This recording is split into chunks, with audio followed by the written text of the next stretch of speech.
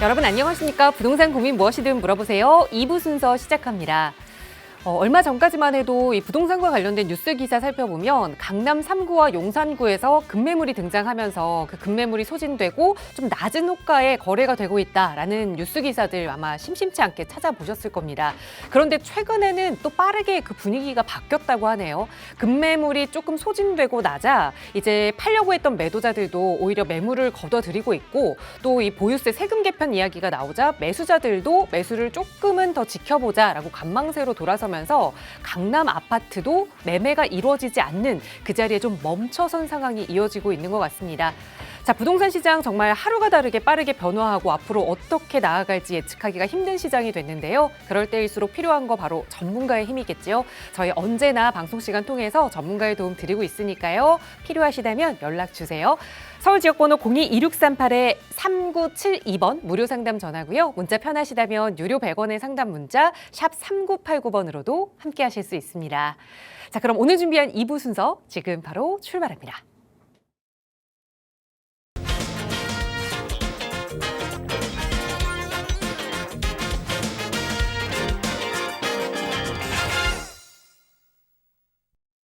네, 목요일 2부 이 시간 또 날 좋은 봄날만큼 여러분의 부동산 투자에 있어서도 봄날을 맞이하게 해주실 그런 전문가 모셨습니다. 바로 소개해드릴게요. 국토개발연구소 이윤환 대표 나오셨어요. 대표님 어서 오세요. 네, 반갑습니다. 전국의 시청자 여러분. 자, 목요일 2시에 찾아뵙는 이윤환입니다. 자, 뭐 날씨도 많이 좀 풀렸고요. 좀 활동하기 좋은 날씨 같습니다. 하지만 이 시간을 기다리면서 이제 고민을 해결하려는 분들도 좀 많이 계세요. 그래서 이 시간은 여러분 시간이니만큼요. 많은 전화 주셔서 고민 해결하시길 바라겠습니다. 네, 여러분께 도움이 되고자 저희 늘 무료 상담 전화로 함께하고 있습니다. 나가고 있는 번호 02-2638-3972번 무료로 이용하실 수 있게 활짝 열어두고 있고요. 문자 편하시면 유료 100원의 상담 문자 샵 3989번으로 고민 내용 자세히 적어 보내주셔도 친절하게 또 이윤환 대표의 상담으로 도움 드릴 거고요.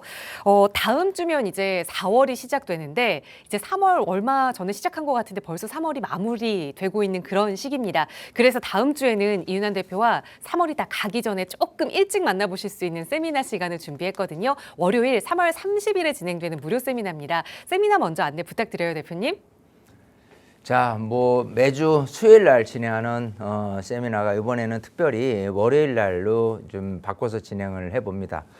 어쨌든 첫 주에 이제 시작이니만큼 여러분들이 정말 이제 3월을 또 이제 지나서 또 4월 이제 지방선거까지 해서 시장이 어떻게 될 것인지 굉장히 좀 궁금하실 것 같아서 이렇게 좀 당겨 잡아봤고요.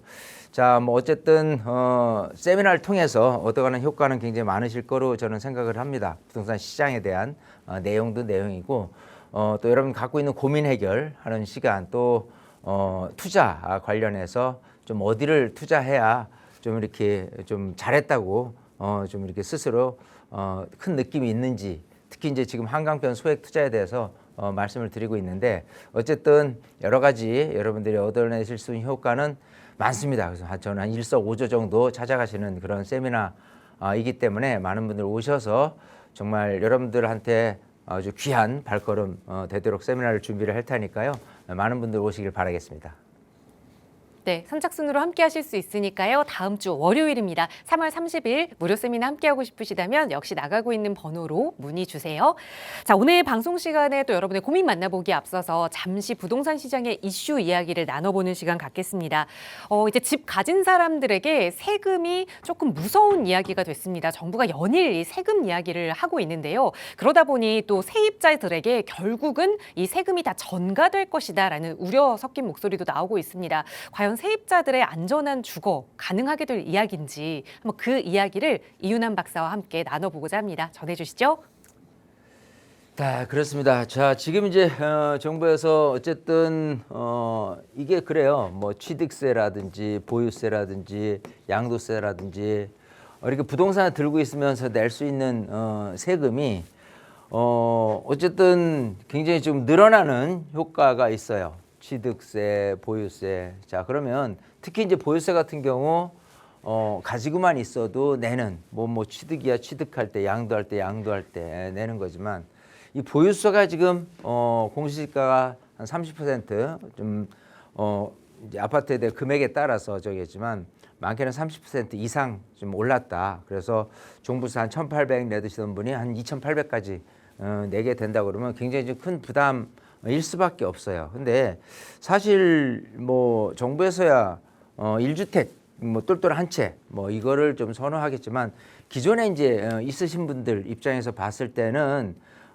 굉장히 보유세 부담이 클 수밖에 없는 거예요. 자, 그렇기 때문에 이 보유세 부담을 좀 이렇게 그 누구한테 전가를 시킨다는 의미보다도 어찌 보면은 결국은 임차인, 임차인은 대체적으로 이제 전세입자라든지 월세입자라든지 또 이제 반전세라든지 이런 부분인데 이런 부분으로 전가되는 부분은 굉장히 상식적으로 맞는 이치다라고 저는 봅니다. 그렇기 때문에 이 부분을 이제 부메랑 효과라고 해요. 결국은 정부에서 생각하는 거는 다주택자라든지 주택 지금 비싼 집을 아파트를 갖고 있는 분들에 한해서 뭐 한다고는 하지만 결국은 그런 부분들이 이런 전세, 반전세, 월세 금액을 올리는 부분으로 따진다면 아마 정부가 임차인들 또 뭐 이렇게 월세 사시는 분들한테 이런 거를 전가한다고 그러면 굉장히 조금 마음이 아플 수도 있습니다. 자, 하지만 어쨌든 그 시계 방향처럼 계속해서 돌아가는 게 이 구조적인 그 금액 구조이기도 하고요. 부동산 시장은 더더욱 그렇다. 임대인과 임차인 효과는 결국은 그렇게 되는 것처럼요.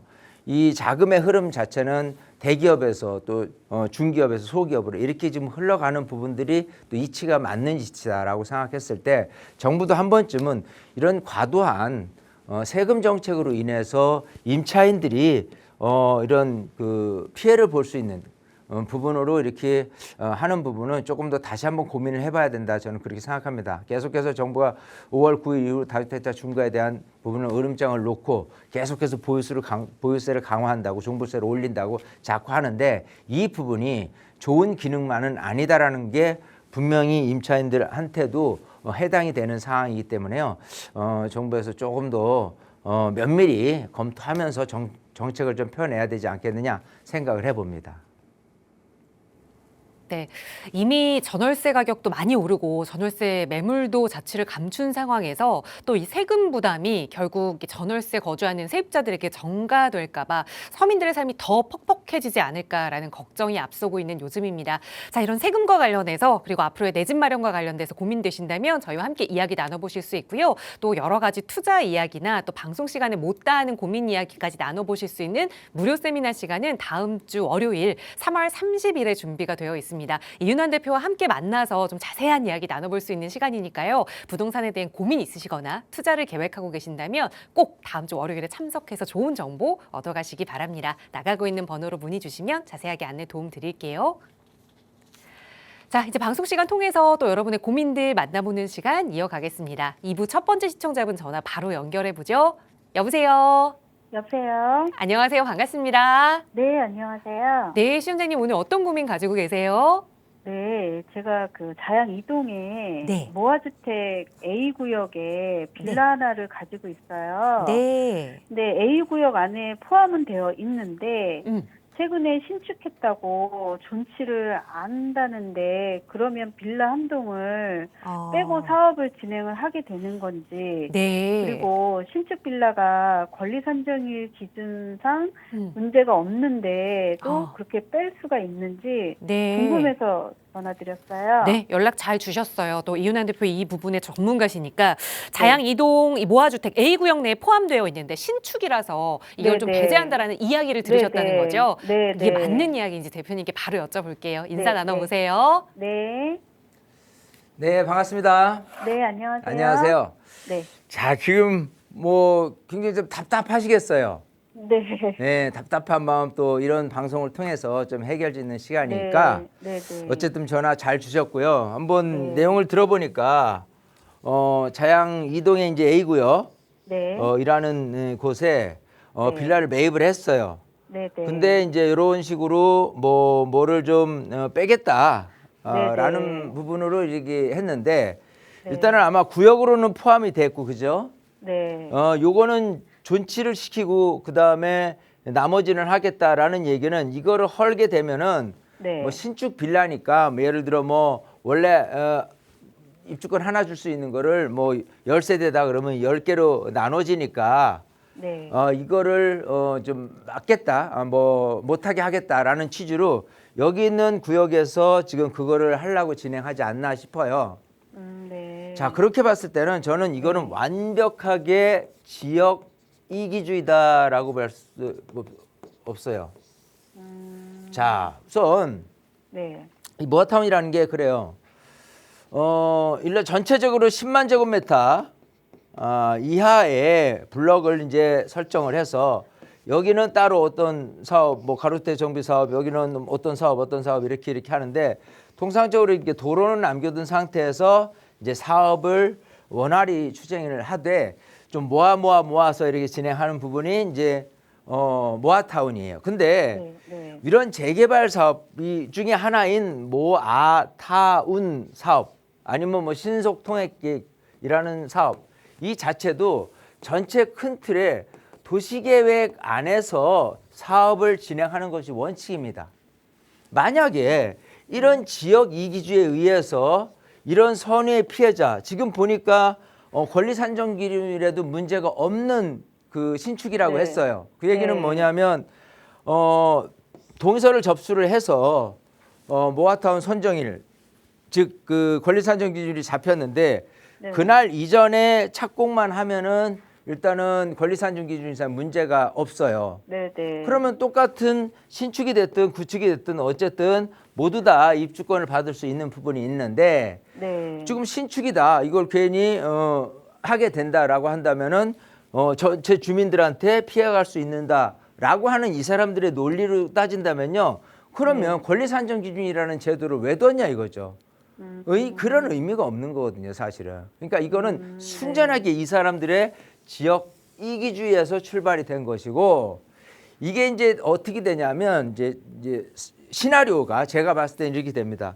우선은 지금은 이 모아타운이라는 부분에 대해서 소위 선정이라는 얘기해요. 그러니까 많은 분들이 모아타운 선정하면 다 된 것처럼 사업은 막 할 수 있도록 하는 것처럼 얘기를 합니다. 근데 모아타운은 선정, 이거를 좀 예비 선정이라고 얘기하는데 예비 선정이 되면요. 관리계획 수립을 해요. 관리계획을 수립을 통해서 여기에 이제 아파트가 어떻게 들어설 거고 이렇게 할 거고 하는 계획을 다 짤 거예요.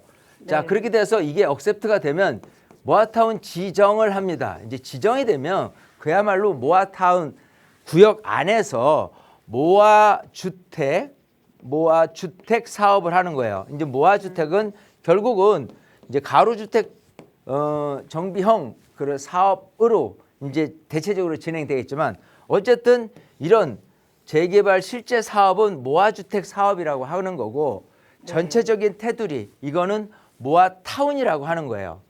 네. 자, 그런 단계에서 지금 단계는 아마도 선정이 됐고 그다음에 지정이 되는 것까지 해서는 기간이 되려면 1년 반에서 2년 정도는 걸려요.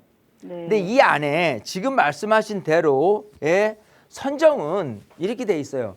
지금은 공모 방식, 주민 제한 방식이 있어요. 공모 방식은 한 3군데에서 30% 동의를 얻어서 우리 모아타운 선정해 주세요라고 하면은 선정을 해주고 그랬어요. 많이. 근데 점점 반대도 많이 늘어나고 뭐 상가라든지 단독 다가구주택이 많은 지역인데 30% 빌라 사는 분들이 똘똘 뭉쳐가지고 했는데 결국은 나름 다수의 상가라든지 단독 다가구주택 거주하시는 분들 입장에서 본다면 반대가 늘어나기 때문에 좀 이치에 맞지 않다 해서 이 공모 방식에서 지금은 주민 제한 방식으로 만 받습니다. 이 접수를. 그러니까 뭐냐면 공모 방식으로 대체적으로 많이 손쉽게 선정을 했었는데 지금은 주인 제한 방식으로 해요. 요거는 일단은 60%의 동의를 얻어놔야 되고 옛날에 공모 방식은 30%의 동의를 얻어내는 도 괜찮다라고 했는데 지금은 이런 공모 방식으로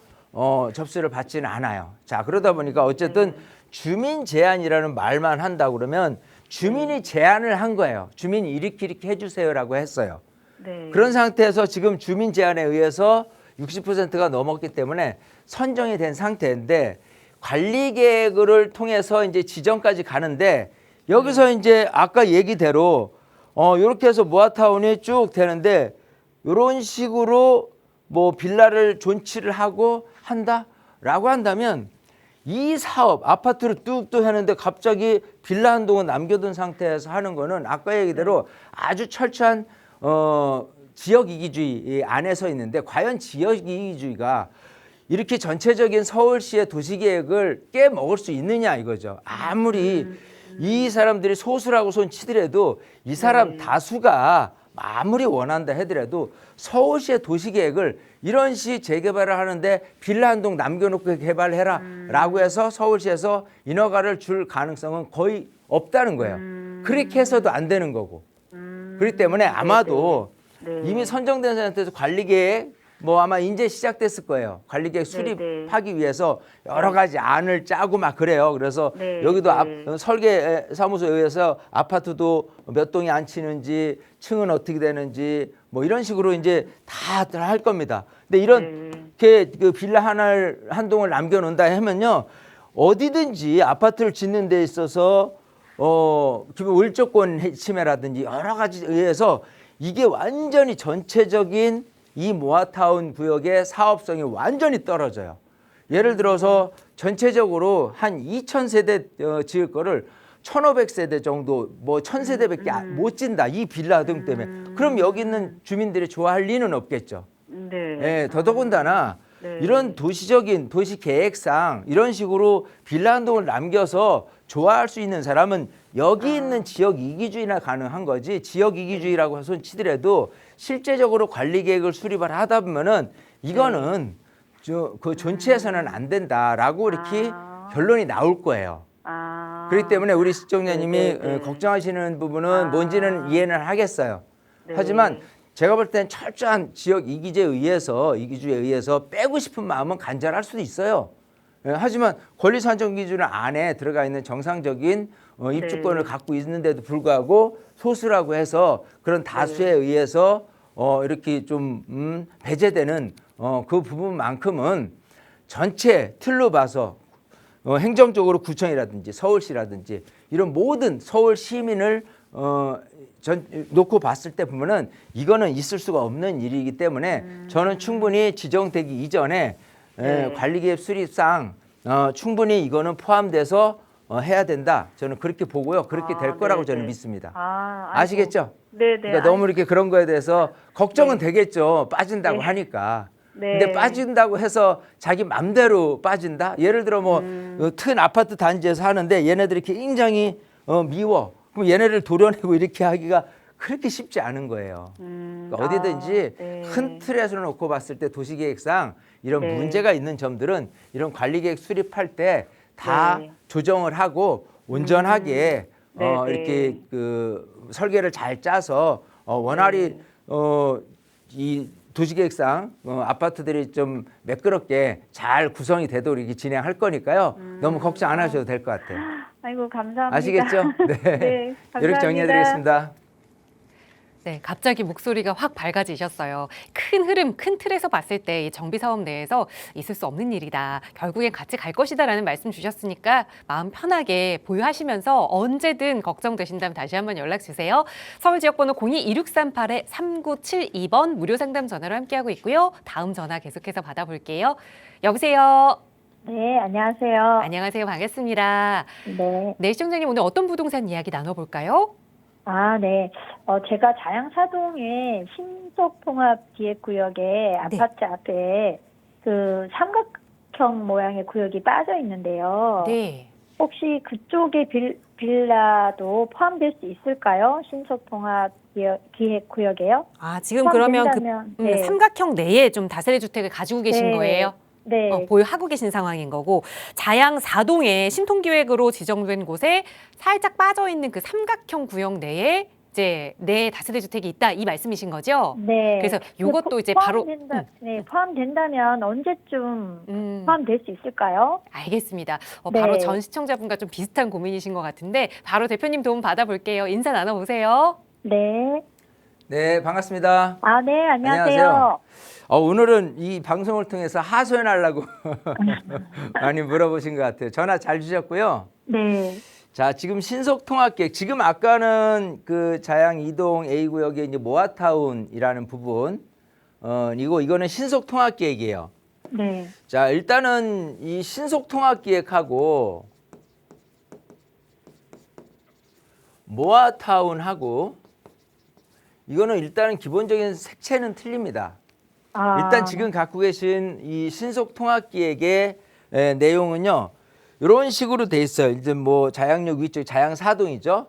이렇게 해가지고 이 블록 안에 이렇게 돼 있는데, 저도 알고 있어요. 극동아파트 앞에 이렇게 세모칸으로 이렇게 빠져 있어요. 맞아요. 자, 이런 상태로 지금 돼 있는 게 지금 신속통합기획인데, 아마도 이제 사업성이 굉장히 조금 좋게 지금도 얘기 나오고 있는 게, 주민들이 한 1,500세대고 3,000세대, 2배 가까이 아파트가 져질 거니까 굉장히 조금 뭐랄까 지역도 좋지만은 또 한강 뷰도 되고 굉장히 좀 큰 단지로 될 거기 때문에 굉장히 기대가 커요. 네, 네, 자, 그런 상태에서 우선 지금 신속통합기획이라는 거를 소위 그 지정하는 데 있어서 이게 그래 이제 기본적으로 안을 내고 그다음에 이제 구역 지정, 통상적으로 구역 지정이 5, 6년 정도 되는 거를 좀 당겨서 2년 내에 이렇게 진행을 하자라고 해서 구역 지정이 돼요. 근데 아마도 여기에 이제 뭐 어떤 빌딩이 있다거나 뭐 좀 뭐 누군가 반대를 했다거나 뭐 하는 부분이 있었기 때문에 우선적으로는 여기까지 이제 포함을 시켜서 하기는 조금 뭐 동의서를 다 진구도 못했고 이 부분만큼은 그렇기 때문에 서둘러서 신속통합기획을 지정해 달라고 신청을 하지 않았나 싶어요. 그렇기 때문에 신속통합기획 후보자로 우선은 지정이 됐는데 그 후보로 할 때 요 삼각형이 빠진 상태로 출발을 한 겁니다. 네, 네, 왜냐하면 뭐든지 사업을 빨리빨리 말 그대로 신속하게 해야 되는데 신속하게 하려다 보니까 일일이 지금 동의서 접수가 안 돼 있는 상태에서 하기에는 조금 바쁘니까 빠른 시간 내에 아마 서류 접수를 한 것 같아요. 근데 신속통합기획으로 서류 접수하고 이 구역을 변경하는 부분을 하면요, 기본적으로 3분의 2 동의가 이루어져야 돼요. 근데 지금 신속통합기획을 하는 데 있어서 동의서를 그런 식으로 많이 걷어서 지금 신속통합기획으로 지정되질 않았단 말이에요. 네, 그렇기 때문에 이건 뭐냐면 신속통합기획 구역 변경을 해야 된다라고 했을 때는 우선 어느 시점에서 갈 가능성이 높냐 하면 일단 조합 설립이 되면은 조합 설립 같은 경우는 일단은 75%예요. 75%에서 전체적으로 봤을 때는 구도상 이게 들어가야지 맞겠다라고 주민들이 3분의 2 이상만 동의를 한다고 보면 구역은 변경이 될 수가 있어요. 그렇기 때문에 그 부분만큼은 변경 가능성이 높다라는 부분이고, 잘 보세요. 지금 이렇게 지도를 이렇게 보시면 지금 이 극동아파트 쪽에 앞에 이 도로가 굉장히 큰 도로가 아니에요. 자, 여기 보면 차 2대가 겨우 지나다닐 수 있는 폭을 갖고 있는데 네. 통상적으로 이런 식으로 재개발을 한다라고 하면은 이 재개발에 대한 그 근원적인 목적 자체는요, 이 재개발, 이거는 열악한 기반 시설을 양호하게 만드는 게 목적이 있어요.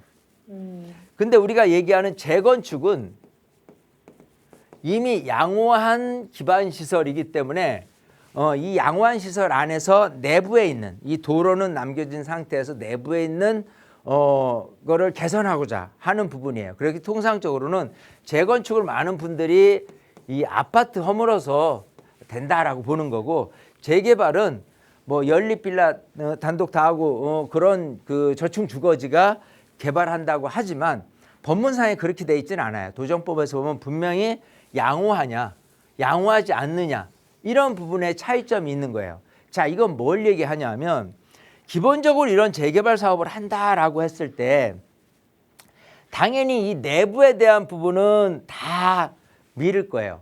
다 미는데 이 내부 단지를 다른 차들이 들어와 가지고 여길 지나다니고 관통하고 뭐 이렇게 하기는 어렵죠. 단지 하나인데, 그잖아요. 그러면 이 단지를 벗어난 외적인 부분에 있어서 도로를 그대로 나눈 상태를 하면은 여기서 얘기한 열악한 기반 시설을 개선하는 효과는 없는 거예요. 그럼 무슨 소리냐면 지금 아까 이 삼각형을 이렇게 볼게요. 이 삼각형이 빠진 데를 이렇게 눈여겨 보면요, 이렇게 만약에 이 삼각형이 있는 상태에서 이런 식으로 도로를 확장을 하고 또 이건 남겨진 상태에서 이런 식으로 한다 그러면 야, 이런 우스카 모양이 있을 수 있을까 할 정도로 도시계획 상으로도 안 좋고 실제 이런 재개발 열악한 기본시설을 양호하게 만드는 효과성도 없어요. 지금 네. 서울시에서 많이 진행되고 있는 재개발 현장들 가보면 느낄 수 있는 게 뭐냐면 그 정문이든 후문이든 그 앞에 보면요, 도로가 굉장히 널찍하게 구성을 합니다. 그래서 네. 큰 도로를 놔둔 상태에서 안쪽에 이 아파트 동별 이제 배치를 진행을 시키거든요. 네. 네, 근데 도로를 그대로 놔둔 상태에서 동별 배치를 하거나 이렇게 하는 재개발 현장은 아무 데도 없어요. 네. 그러니까 무슨 소리냐면 결국은 지금 초기에는 소위 이제 그 신속통합기획으로 후보지를 얼른 서둘러서 해야지만 선정이 되고 또 거기에 따른 뭐 구역지도 빨리 되고 사업을 빨리빨리 할 수 있으니까 되는데 일단은 이게 빠진 상태에서 사업이 진행되기에는 굉장히 좀 어려움에 따를 수밖에 없다 생각이 되고 아마도 모든 주민들도 이게 삼각형 같은 경우가 단으로 들어와야지만 제대로 왁구라고 하죠. 이게 좀 일본 영어라 좀 그런데 제대로 이 아파트 구성이 잘 되기를 원할 거란 말이에요. 네. 그런 측면에서 보면 지금 우리 시청자님이 우려하고 걱정하는 거는 알겠지만 저는 반드시 들어올 수 있다 저는 생각을 해요. 그럴 수밖에 없는 상황. 왜냐하면 여기 극동 아파트도 재건축을 해요. 네. 근데 재건축을 해도 도로는 이렇게 후미로 조금 밀어줘요. 네. 그래서 도로를 확보를 하는 차원이 있는데 여기 있는 이 도로망을 그대로 이 삼각형 하나 때문에 아무것도 움직이지 못한다. 즉 확대를 못한다라고 한다면 결국은 얘는 포함시킬 수밖에 없는 상황에 놓여 있는 거다라고 저는 보이는 거예요. 이해되시겠죠? 예, 예. 예, 어디든지 이런 식으로 개발을 하는 데 있어서 서울세 이런 거 하나를 빼먹고 한다고 얘기를 한다면 뭐 대체적으로 나중에 이제 사업시 인가할 때 도시계획 심의위원회를 하고 여러 그 전문가들이 머리를 맞대고 인허가를 해주는 데 있어서 여러 가지 회의를 하고 할 거예요. 심지어는 뭐 공청회도 하고 뭐 주민 설명회도 하게 될 거예요. 하지만 그야말로 이게 빠진 상태에서 이거를 큰 틀의 도시계획을 그냥 이미 이렇게 접수됐다고 해가지고 그렇게 될까 하는 부분은 저는 그렇게 되지 않을 것이라고 생각합니다.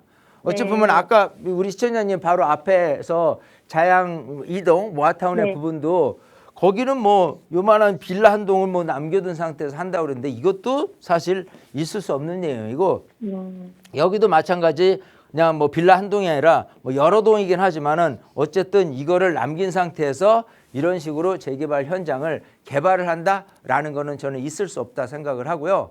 아까 네. 언제쯤 가능하냐라고 한다면 일단은 조합 설립되고 나서 그죠? 네. 그러고 나서 사업시의 인가 요 사이에는 언젠간 될 것이다라고 생각을 해요.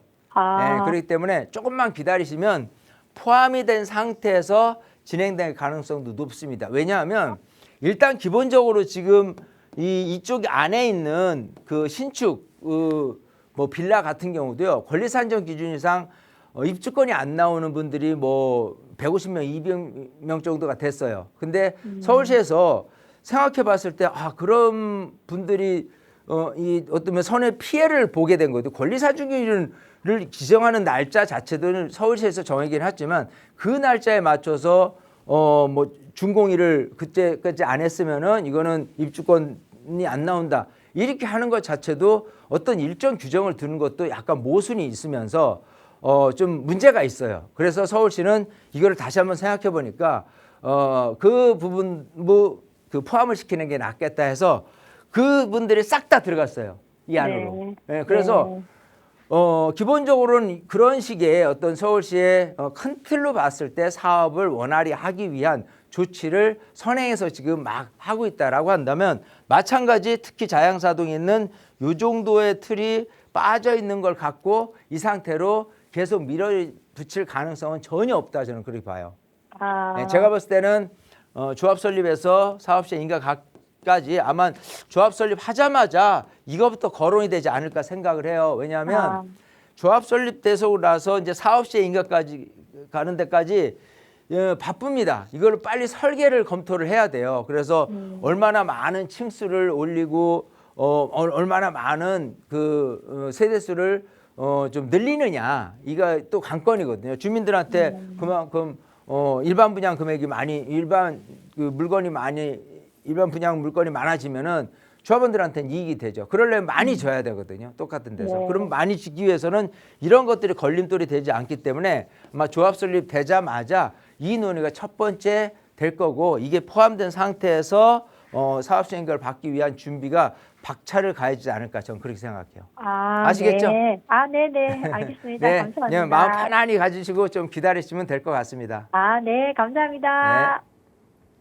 네, 긍정적인 답변을 드렸습니다. 조합 설립 시기까지 잘 지켜보시다가 흐름이 좀 어떻게 움직인다 싶을 때 다시 한번 전문가의 점검 받아보세요. 나가고 있는 무료 상담 전화 02-2638-3972번으로 함께하고 있고요. 계속해서 다음 전화 연결할게요. 여보세요. 네, 안녕하세요. 안녕하세요. 반갑습니다. 네, 시원생님 오늘 어떤 부동산 고민 가지고 계세요? 네, 그 자양동 쪽에 있는 그 모아타운 예비 선정된 곳이 있는데 네. 여기서 지금 관리 계획을 수립 중이라고 해요. 근데 이게 네. 얼마나 걸리는 건지 좀 궁금하고요. 네. 그리고 지금 알아보니까 가격도 많이 올랐던데 여기서 또 더 오를지 그리고 만약에 오른다면은 얼마나 좀 오를지 좀 궁금해서요. 네. 그럼 지금 보유하고 계신 걸까요? 아니면 투자를 계획하시는 걸까요? 투자 계획이요. 투자 계획 아직 갖고 있진 네. 않고 말씀 주신 네. 지역이 역시나 또 자양동이네요. 정말 요즘 많은 분들이 관심 갖고 계시는데 자양동 모아타운 예정지 관리계획 수립 중이다라는 말씀까지 들으셨고 그러니까 어느 정도의 개발 시간이 걸릴까 그리고 지금도 좀 올랐는데 가격이 더 오를 수 있을까 이게 궁금하신 거죠?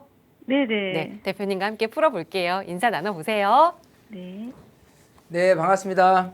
예, 안녕하세요. 자, 오늘은 뭐 전부 다 자양동에 큰 관심을 갖고 지금 질문이 쏟아지는데 네. 이리 보죠. 우선은 지금 예비 선정을 했다고 했어요. 저 이제 선정에서 이제 관리 계획이 이제 수립되고 나면은 이제 지정을 하고 지정 이후에 이제 모아 주택 사업을 진행합니다. 이 지정은 모아 타운 지정이 되는 거고요. 자, 근데 이제 예비 선정이 됐다 하니까 지금 우선은 이쪽 자양동에 지금 자양 1동이 제일 먼저 예비 선정된 상태에서 이제 관리계획 수립 중에 있는 거고요. 마찬가지 1동, 그다음에 A구역, 그다음 B구역도 마찬가지 지금 예비 선정을 된 상태에서 이런 식으로 지금 관리계획 수립을 다 하고 있어요. 예, 네. 그래서 일단은 방식 차원에서는 굉장히 좀 빠르게 진행되고 있다라는 부분이고 통상적으로 이제 선정해서 지정까지 가는 데서 얼마 정도 걸리냐라고 한다면 대략 한 1년 반에서 2년 정도 걸려요.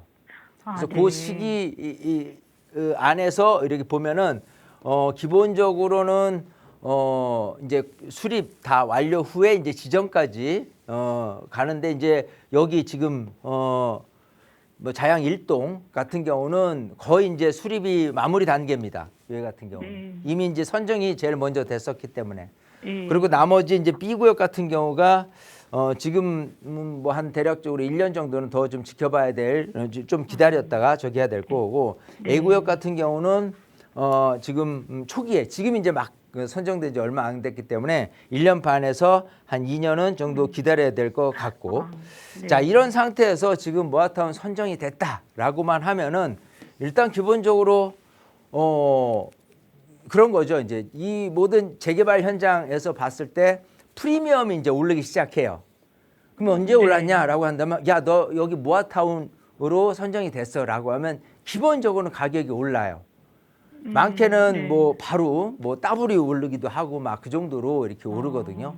네. 자, 그러면 근데 중요한 건 우리 시청자님이 궁금한 건 더 오를 수 있느냐가 이제 궁금한 거예요. 그잖아요. 이제 더 오른다고 하면은 그래도 내가 더 투자를 해서라도 지금 잡을까 말까를 고민하는데 일단 이렇습니다. 이 한강변이라는 라인으로 봤을 때는 이쪽 자양사동에 이제 신속통합계획이 있고요. 그 다음에 저쪽 성수동에 성수전략정비구역이 있어요. 네. 그러면 여기 있는 빌라하고 지금 막 선정돼서 관리계획 수립하고 있는 빌라하고 시세로 따진다고 그러면요. 이 성수 전략정비구역 같은 경우가 얼마냐라고 한다면 깜짝 놀랄 거예요. 거의 지금 30억에 육박해요. 빌라 한 채가. 어마무시하죠, 사실은. 네. 네. 전세가 3억이면 27억 필요해요. 이거 뭐 웬만한 재건축 아파트보다도 더 뛰어나겠죠. 물론 이제 이 정도 가치가 있느냐, 꼭 차서 다 오른 거 아니냐라고 하지만 나중에 이게 아파트가 얼마짜리 될 것이냐에 따라서 지금 이 정도 수치, 이런 조그만 빌라 수치는 나중에 아파트가 한 35억 뭐 이 정도 갈 거야라는 수치상에서 다 오른 금액이라고 생각한다면 아니야, 이 아파트가 30평대 기준으로 평당 1억 정도가 아니라 평당 1억 5천도 갈 수 있어 라고 한다면은 그야말로 이제 50억으로 뛰어버리는 거예요. 그러면 네. 이 빌라마저도 나중에는 사업 진행 속도에 따라서 가격이 더 뛸 가능성도 있는 거예요. 근데 그런 어떤 상상력을 갖고 있느냐 없느냐 있는 거예요. 또 어떤 분 입장에서 보면은 아니야, 여기 평당 2억도 갈 수 있어 라고 한다면 70억짜리가 되는 거예요. 그러니까 이런 부분에 대해서 아직은 자세히 확신이 없기 때문에 뭐 이런 물건들이 뭐 거래가 되고 뭐 하지는 않을 거예요. 워낙 또 고가이다 보니까. 하지만 시간이 지나면서는 더 올라갈 가능성도 있어요. 자, 그러면 위치적으로 봤을 때 이렇게 30억짜리가 성수 전략정비구의 일반 빌라라고 한다면 뭐 전세 금액은 대동소이한다고 가정을 할 경우에 지금 자양사동은 얼마로 올랐냐라고 한다면 자양사동 같은 경우는 거의 한 18억 정도까지 갔어요. 여기도 굉장히 많이 올랐죠.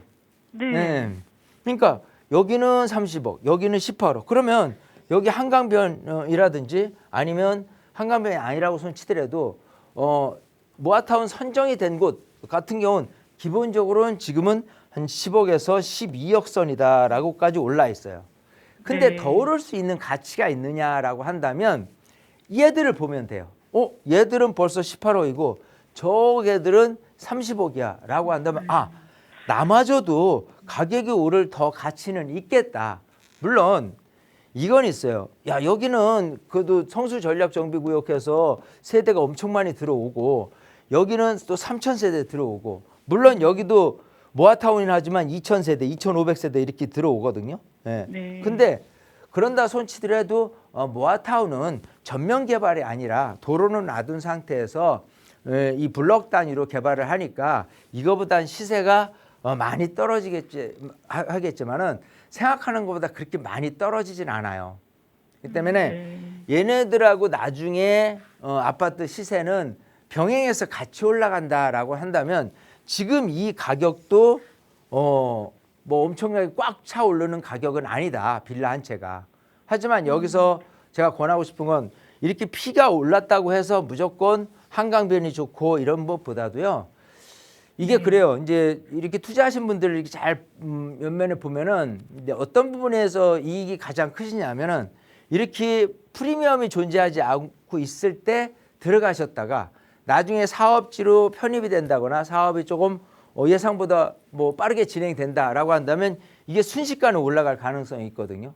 네. 자, 그렇게 따진다면은 굳이 프리미엄이 있는 것보다는 물론 이제 돈도 없고, 그래서 최소한의 금액으로 여기를 들어갈 수 있다라고 한다면 그게 가장 좋은 투자다. 좀 뭐라 그럴까 알찬 투자다. 저는 그렇게 얘기를 하고 싶어요. 이해되시겠죠?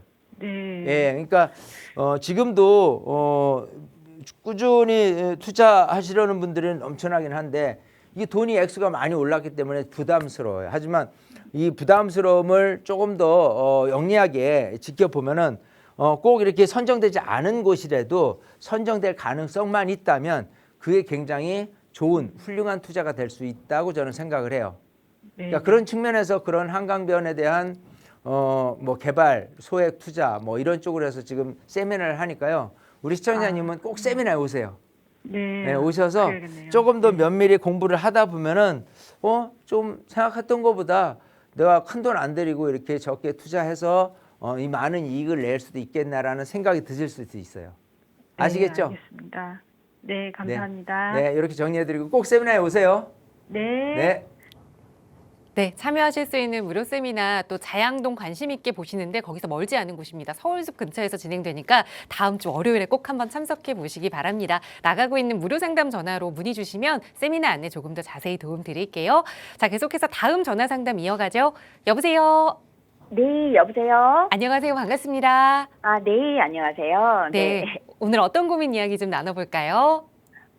다름이 아니고 서울은 조정 대상 구역으로 다 지정이 돼서 토지 거래 허가를 받아야 된다고 하더라고요. 네. 그래서 그 빠진 곳, 제외된 곳에 남양주나 뭐 김포 이런 데에다가 네. 전세 한 끼고 제가 현금이 한 4억 정도 있거든요. 네. 그래서 아파트를 살까 아니면 네. 이제 서울에 이렇게 빌라들이 요즘에 인기가 많은 것 같아요. 네. 그런 데를 제가 구입을 해야 될지 궁금해서 네. 전화드렸습니다. 네, 거주는 어디 좀 지방에 사고 계세요? 네네. 아, 그래서 이제 서울을 잘 몰라서 우선은 서울이 다 토지거래 허가구역으로 묶이면서 거기서 빠져있는 좀 외곽으로 남양주시 혹은 김포시에 아파트를 갭 투자하느냐 아니면 네네네. 서울의 다세대 주택을 갭 투자하느냐 네, 그 네. 방향성에 대해서부터 대표님께 한번 여쭤볼게요. 인사 네. 나눠보세요. 네. 네, 반갑습니다. 아, 네, 안녕하세요. 안녕하세요. 네, 네. 자, 지금 얘기 잘 들어봤고요. 네. 자, 이제 많은 분들의 생각일 것 같아요. 정규시 네. 시청자분들의 생각이 일단 아파트 좋죠. 아파트 투자라는 게 사실 따지고 본다면 이제 황금성이 좋아요. 아파트 누구든 좀 살고 싶어 하고 사고 싶어 하고 이런 부분에서 네. 좋은 지역으로만 한다면. 근데 좋은 지역인데 비싸. 또 더군다나 지금처럼 서울 전역에 또 서울 네. 남부 쪽에 이런 조정 대상 구역으로 묶이면서 또 토지거래 허가를 받아야 되는 상황으로 됐어요. 네. 그러다 보니까 이쪽 서울하고 이쪽 조정 대상 구역으로 묶인 토지거래 허가를 받아야 되는 곳은 못하고 그렇지 네. 않은 뭐 김포라든지 남양주라든지 네, 이쪽을 아파트를 갭 투자 만약에 지금 8억을 갖고 있다라고 한다면 아니 4억 갖고 있다 그러면 4억을 끼고 갭을 투자를 하게 되는 거거든요. 네, 네. 그죠? 이제 4억 전세 끼고 8억이에요. 자, 그러면 투자라는 게 이래요. 우리가 생각했을 때 아파트라는 게 네. 목적이 뭐냐면은 거주예요. 투자용이 아니에요.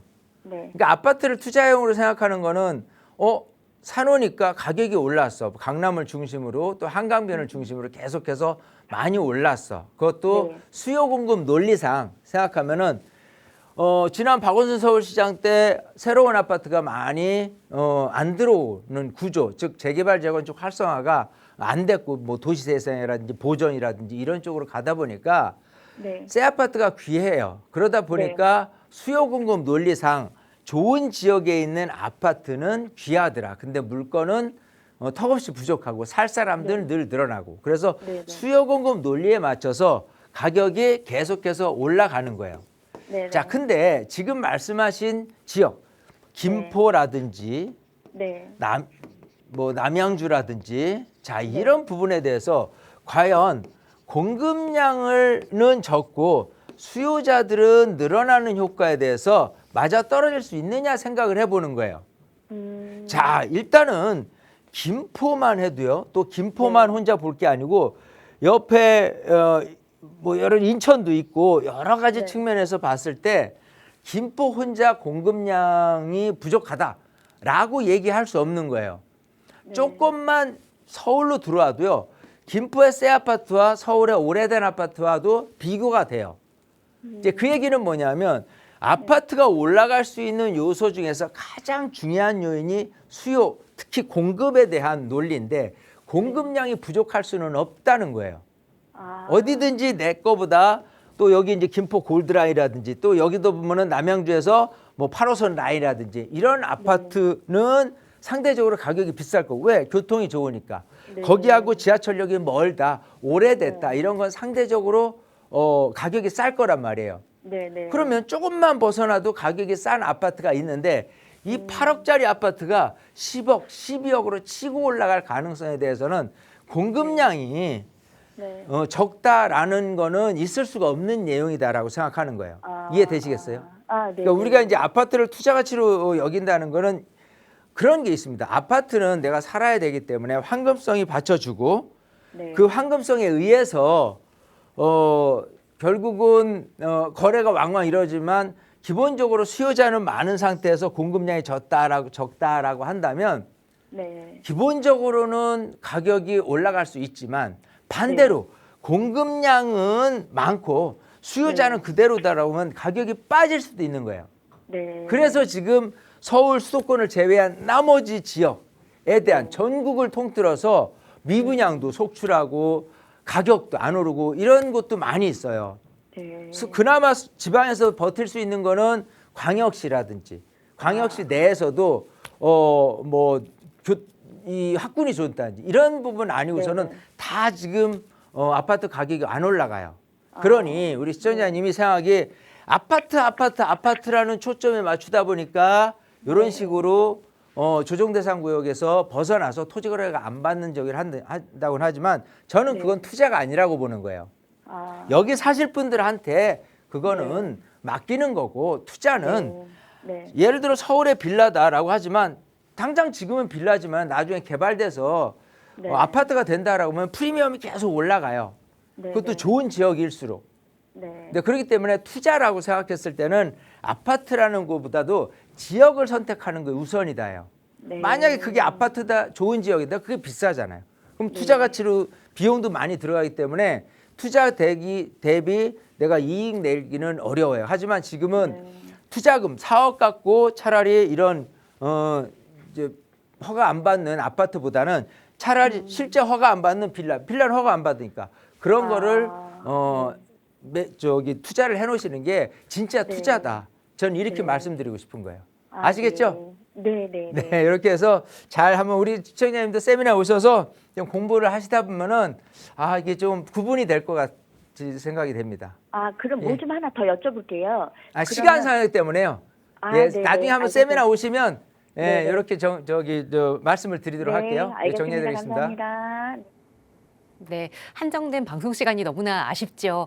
우선은 많은 분들이 마음 편하게 투자할 수 있는 이 아파트를 선호하시긴 하지만 그것보다 더 중요한 건 바로 어느 지역인지 그 입지다라는 말씀을 해주셨거든요. 자, 그렇다면 그 서울에서 어떻게 투자 전략 세워야 할지 아마 그걸 더 여쭤보고 싶으셨던 것 같아요. 그런 이야기 자세히 나눠볼 수 있는 무료 세미나 시간 다음 주 월요일에 준비되어 있는데요. 대표님 세미나 안내 다시 한번 부탁드릴게요. 자, 그래요. 지금도 방금 앞전에 시청자님 같은 경우 아파트 또 좋은 지역의 빌라 하는데 사실 지금 전면적으로 이제 아파트에 대한 투자는 어쨌든 전세 끼고 갭 투자는 안 되니까 그러면 풍선 효과처럼 몰려요. 바람을 꾹 누르면 또 이런 그 빌라 시장으로 지금 와 있는 게 현실이긴 합니다. 하지만 이 빌라 시장도 전면적으로 다 빌라 좋다라고는 안 할 거예요. 왜냐하면 좋은 지역에 있는 빌라 또 사업이 재개발이 실제로 될 만한 곳 이런 거를 좀 구분할 줄 아는 능력이 생기면 내가 이쪽에 투자를 했을 때 얼마 기간 동안 얼마의 이익을 낼 수 있겠다라는 생각이 들 수도 있어요. 이제 그걸 공부하는 거예요. 그래서 제가 여러 군데 사례를 들어서 전체적으로 내가 얼마 투자해서 얼마의 이익을 내는 거를 딱딱 말씀을 드리다 보면 점점 그 흐름에 맞춰서 여기서 내가 얼마 갖고 얼마의 기간 동안 얼마의 이익을 낼 수 있겠다라는 것을 예측할 수 있습니다. 그런 예측을 공부하는 시간이니까요. 많은 분들 오셔서 정말 투자에 관심을 많이 가지면 좋을 것 같습니다.